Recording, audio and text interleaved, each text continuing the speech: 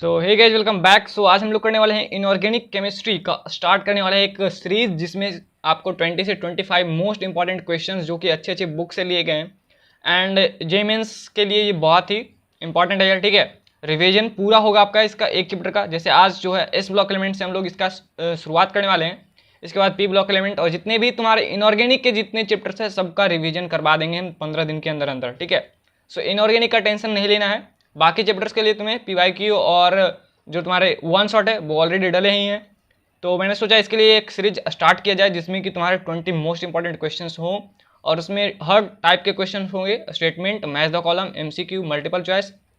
तो लास्ट तक वीडियो को जरूर देखना अगर तुम्हें लग रहा है कि इनऑर्गेनिक केमिस्ट्री में तुम्हारा कॉन्फिडेंस नहीं है, तो इस सीरीज पूरा को फॉलो कर लोगे तो यार तुम अच्छे क्वेश्चंस कर सकते हो। ठीक है, और तुम्हारे अच्छे मार्क्स आ सकते हैं। और इनऑर्गेनिक का वेटेज याद रखना सबसे ज़्यादा आ रहा है पूरे ये पैटर्न देखा जाए तो फरवरी एंड मार्च वाले। ठीक है, तो स्टार्ट करते हैं आज की वीडियो और लास्ट तक जरूर देखना, तुम्हारा सब कॉन्सेप्ट पूरा चैप्टर रिवाइज हो जाएगा।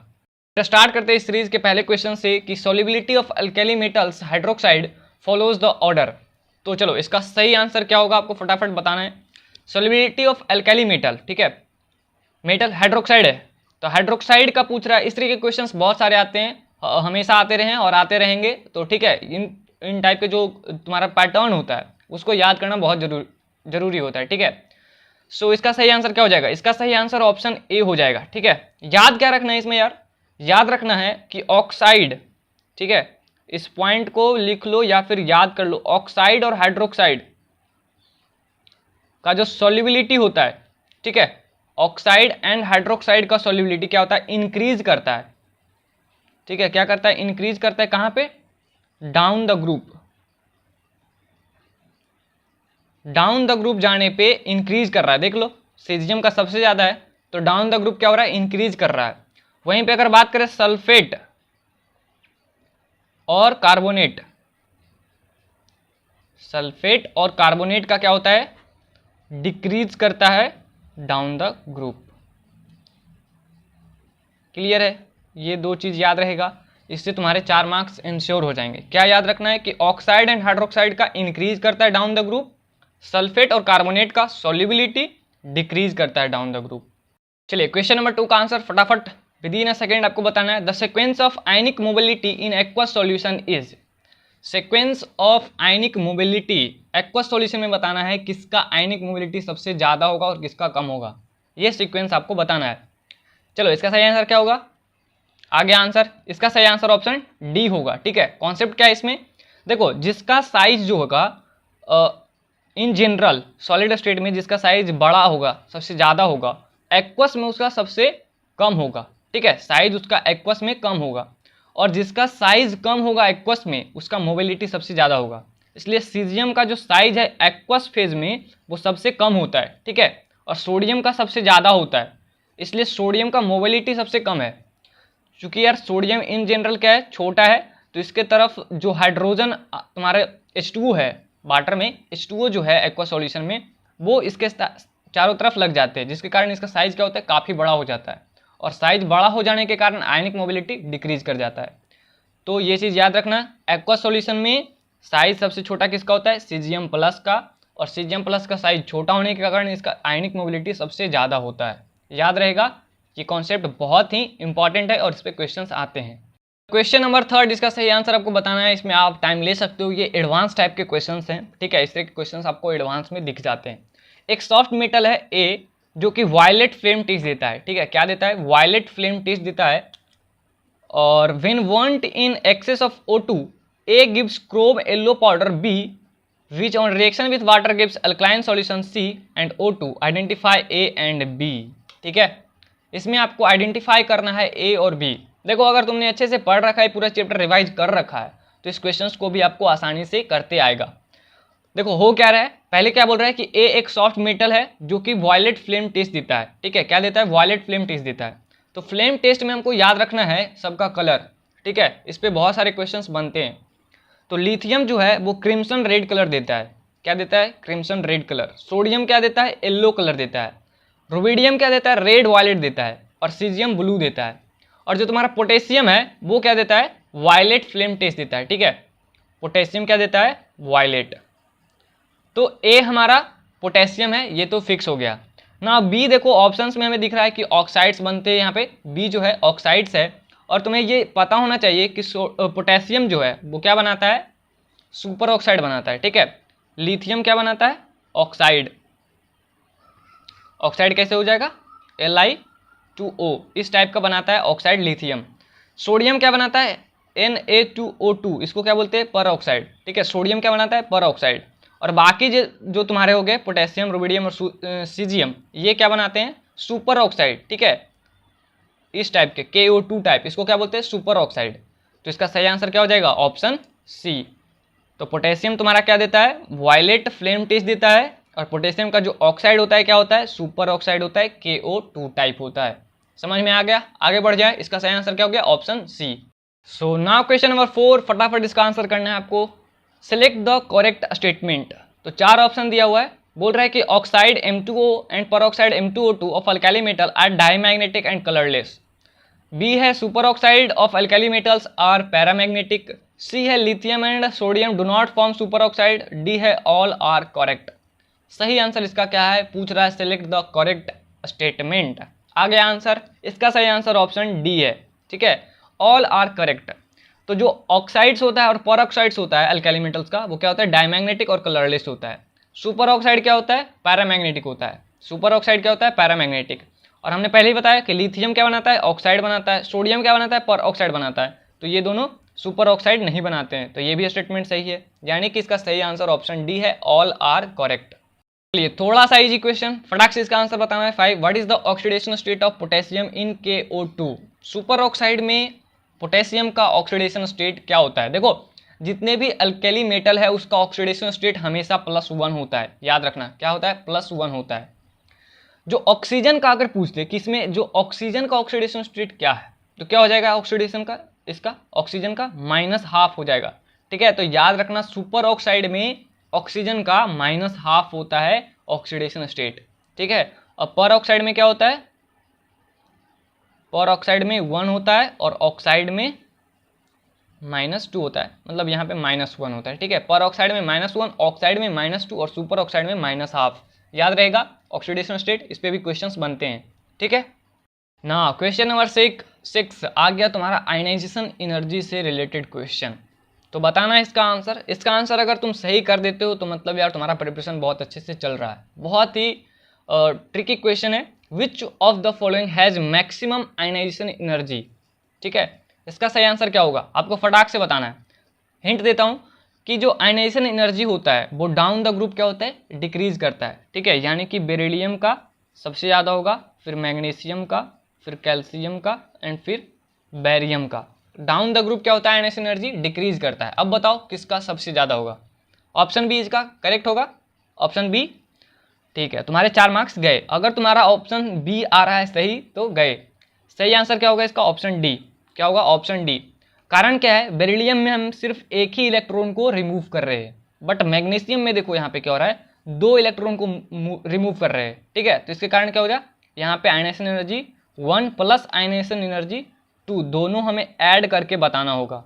तो जब दोनों को ऐड करेंगे तो ऑब्वियसली बेरिलियम से इसका एनर्जी ज़्यादा हो जाएगा। जब 2 आयनाइजेशन एनर्जी को ऐड करेंगे तो बेरिलियम में सिर्फ एक ही आयनाइजेशन एनर्जी हमसे पूछ रहा है, एक ही इलेक्ट्रॉन को रिमूव कर रहे हैं, तो इसलिए इसका जो होगा सबसे ज़्यादा होगा। हालांकि अगर सिर्फ एक पूछता, आयनाइजेशन एनर्जी फर्स्ट पूछता, तो बेरिलियम का ज़्यादा होता है देन मैग्नीशियम का।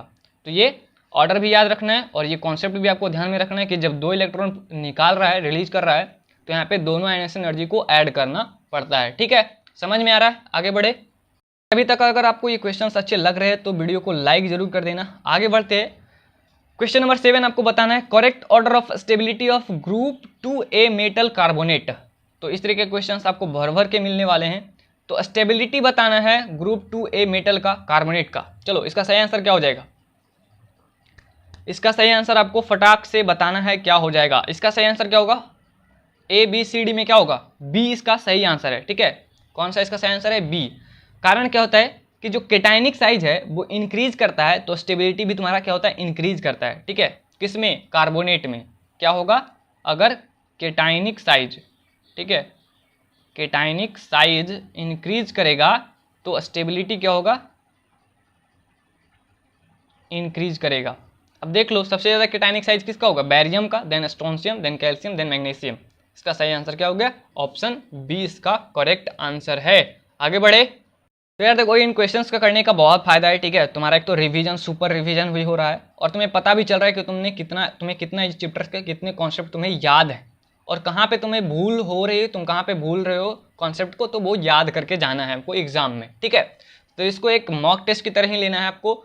एंड चलिए क्वेश्चन नंबर 8 का आंसर फटाक से बताइए। ये तुम्हारा पहले बता देते हैं, मल्टीपल करेक्ट आंसर है, इसमें एक से ज़्यादा ऑप्शंस करेक्ट हो सकते हैं। क्वेश्चन क्या बोल रहा है कि sodium sulphate is soluble in water but barium sulphate is sparingly soluble because. क्यों है सोडियम सल्फेट सोल्यूबल होता है वाटर में लेकिन बैरियम सल्फेट थोड़ा कम सोल्यूबल होता है, रीजन बताना है आपको। देखिए सॉल्युबिलिटी के लिए यार दो फैक्टर यहाँ पे होता है, ठीक है, हाइड्रेशन और लैटिस एनर्जी। तो अगर किसी कंपाउंड का हाइड्रेशन एनर्जी ज़्यादा है with respect to their lattice energy तो वो ज़्यादा सोल्यूबल होगा, ठीक है। अगर एक कंपाउंड का हाइड्रेशन एनर्जी ज़्यादा है लैटिस एनर्जी से तो वो ज़्यादा सोल्यूबल हो, अच्छे से सोल्यूबल हो जाएगा। तो यहाँ पे याद रखना है कि हाइड्रेशन एनर्जी जो होता है Na2SO4 का वो ज़्यादा होता है देन इट्स लैटिस एनर्जी, ठीक है। ऐसे भी हाइड्रेशन एंथैल्पी जो होता है वो क्या होता है, डाउन द ग्रुप डिक्रीज करता है, ठीक है। तो मतलब अगर लिथियम देखा जाए, लिथियम प्लस सोडियम प्लस, तो इनका इस तरीके से तुम्हारा जो है क्या होता है, ऑर्डर होता है, ठीक है। तो डाउन द ग्रुप डिक्रीज करता है हाइड्रेशन एंथैल्पी। तो हाइड्रेशन एनर्जी जो होता है Na2SO4 का वो ज़्यादा होता है देन इट्स लैटिस एनर्जी, इसलिए तुम्हारा जो सोडियम सल्फेट होता है वो अच्छा सोल्यूबल होता है। वहीं पे अगर देखा जाए BaSO4 जो कि लास्ट में आता है ग्रुप 2 में, तो इसका हाइड्रेशन एंथैल्पी सबसे कम होता है। तो हाइड्रेशन एंथैल्पी जो होता है यहाँ पे लैटिस एनर्जी इसका ज़्यादा होने के कारण ये कम सोल्यूबल होता है, यानी कि इसका सही आंसर ए और बी दोनों सही है, ठीक है। A and B both are correct कि hydration energy of Na2SO4 is more than its lattice energy and lattice energy of BaSO4 is more than its hydration energy, that is why ये ज़्यादा soluble है, ये कम soluble है। चलिए question number 9 आज का सबसे बहुत इंपॉर्टेंट क्वेश्चन, इस पे बहुत क्वेश्चंस पूछे जाते हैं। Diagonal relationship, beryllium and aluminium have following resemblance due to diagonal relationship. कौन कौन से रिजेम्बलेंस होते हैं, कौन कौन से कॉमन फैक्टर होता है डायगोनल रिलेशनशिप के कारण बेरिलियम और एल्युमिनियम के बीच में। हाँ तो पहला क्या है, हैव नियरली इक्वल इलेक्ट्रोनेगेटिविटी, बिल्कुल सही है, लगभग ही होता है। दोनों का एम्फोटेरिक ऑक्साइड होता है, बेरिलियम भी एम्फोटेरिक ऑक्साइड और हाइड्रोक्साइड बनाता है, एल्युमिनियम भी तुम्हारा एम्फोटेरिक हाइड्रोक्साइड और ऑक्साइड बनाता है, तो बी भी करेक्ट है। सी में क्या है, have same charge radius ratio, yes यही तो रीजन है इसके डायगोनल रिलेशनशिप होने का, यही है रीजन कि दोनों का चार्ज बटा रेडियस रेशियो इक्वल होता है, दैट इज वाई ये दोनों जो है डायगोनल रिलेशनशिप शो करते हैं। D both form dimeric halides, बिल्कुल सही है, दोनों का जो हैलाइड्स होता है वो डाइमेरिक होता है, यानी कि इसका जो सही आंसर है ABCD। तो ये चूंकि मल्टीपल करेक्ट है तो ABCD इसमें चारों सही हो सकता है। इस तरह के क्वेश्चंस आप एक्सपेक्ट कर सकते हो और तुम्हें इस तरीके से तो नहीं पूछेंगे, बस बोल देंगे कि बताओ कि ऑप्शन ए में ABC है कि ABCD है, इस तरह के आते हैं ना ऑप्शन, या A और B है, तो इस तरीके से आपको पूछ देंगे जेईई मेंस में भी। तो ये बहुत ही इंपॉर्टेंट क्वेश्चन था, तो इसका all of the correct answer होगा ABCD, सभी इसका सही है।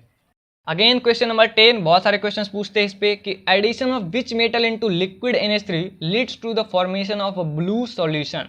बहुत इंपॉर्टेंट क्वेश्चन, बहुत ही ज़्यादा।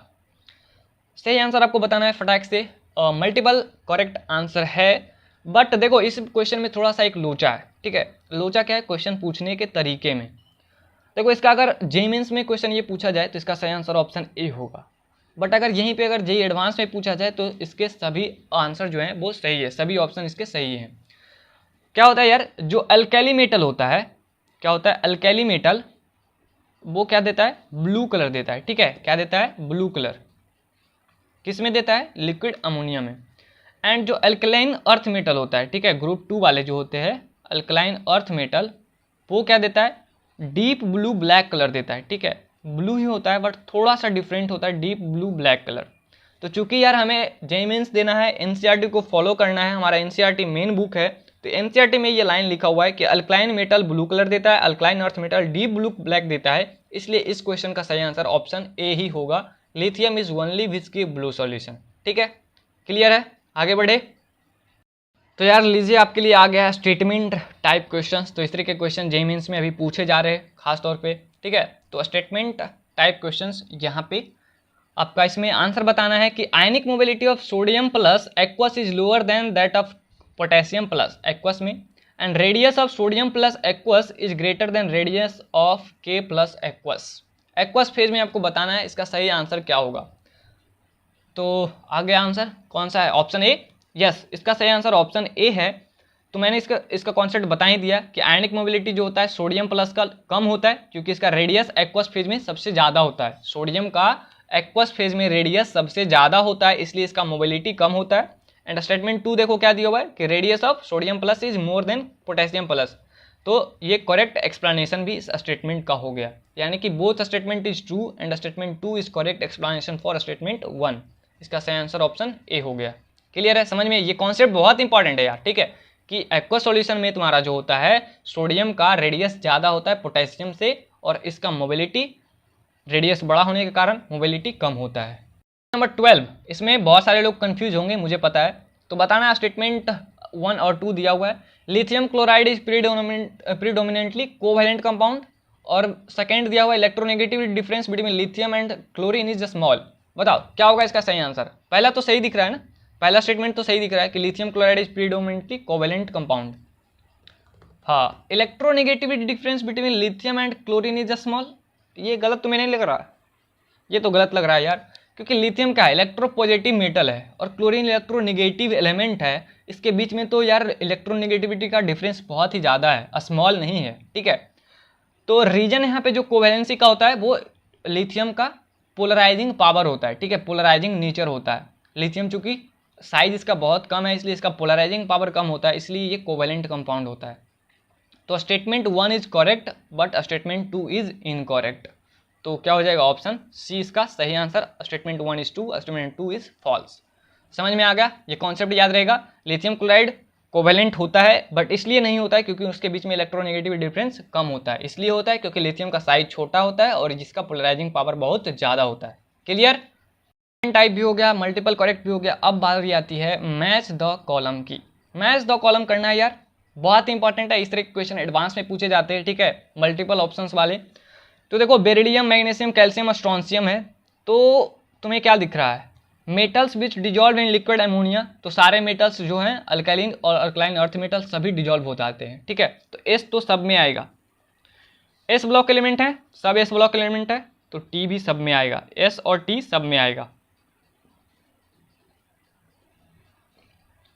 अब बचा बेरिलियम, क्या है? Shows diagonal relationship with other element. हाँ, तो बेरिलियम तो शो करता है ना, किसके साथ करता है? एल्युमिनियम के साथ। तो ए का पी भी हो जाएगा, एस टी और पी हो गया ना। Highest hydration energy of cation among the element. हाँ, तो बेरिलियम का मैंने बताया कि हाइड्रेशन एंथैल्पी क्या होता है? डाउन द ग्रुप डिक्रीज करता है। तो बेरिलियम का सबसे ज़्यादा होगा, तो यानी कि क्यू भी होगा ना। आर में पूछ रहा है cation has lowest hydrated size in aqueous solution. नहीं, एक्वस सॉल्यूशन में तो इसका सबसे ज़्यादा होगा ना, क्योंकि इन जनरल इसका सबसे छोटा है। तो एक्वस सॉल्यूशन में इसका सबसे ज़्यादा बड़ा साइज होगा, तो लोएस्ट नहीं होगा।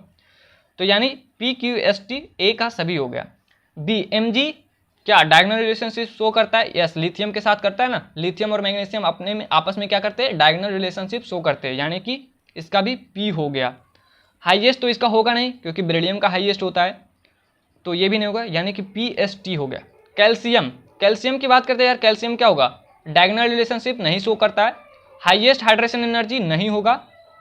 केटायन हैज लोएस्ट, नहीं, ये भी नहीं होगा ना। बात करते हैं स्ट्रोंशियम की, तो स्ट्रोंशियम क्या होगा? इसका जो केटायन का होगा has lowest hydrated size in aqua solution, क्योंकि ये इन जनरल सबसे बड़ा होता है। तो एक्वा सॉल्यूशन इसका सबसे छोटा होगा, तो इसका सही आंसर क्या हो जाएगा? डी।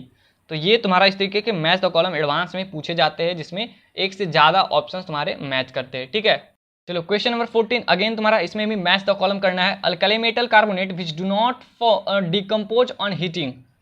कौन जो होता है डिकम्पोज नहीं करता है? देखो डिकम्पोज कौन कौन कर जाता है पहले ये देख लो। Alkali metal carbonate which decompose on heating, तो लिथियम का कर जाता है, ठीक है। तो बी में तुम्हारा क्या हो जाएगा? लिथियम वाला हो जाएगा, आर हो जाएगा। एंड मैग्नीशियम भी कर जाता है, क्योंकि लिथियम मैग्नीशियम क्या करता है? डायगोनल रिलेशनशिप शो करता है। तो यहाँ पे हम पी भी लिख देंगे, बी में आर और पी दोनों होगा। ए में क्या क्या हो जाएगा? सिर्फ तुम्हारा क्यू हो जाएगा, ठीक है। Na2CO3 जो होता है वो हिट करने पे डिकम्पोज नहीं करता है, सिर्फ लिथियम और मैग्नीशियम ही डिकम्पोज करता है, बाकी तुम्हारा कोई डिकम्पोज नहीं होता है।